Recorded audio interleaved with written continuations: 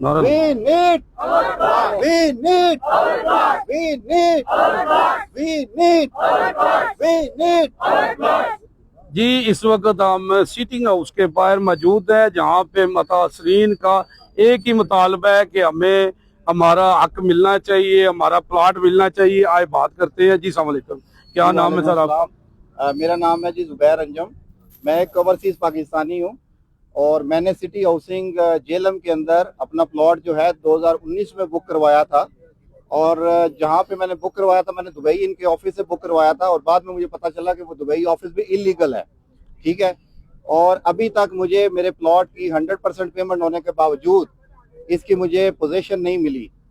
और आज हम लोगों ने नैब के लिए अपनी एप्लीकेशन 100% कंप्लीट कर चुके हैं हम लोग।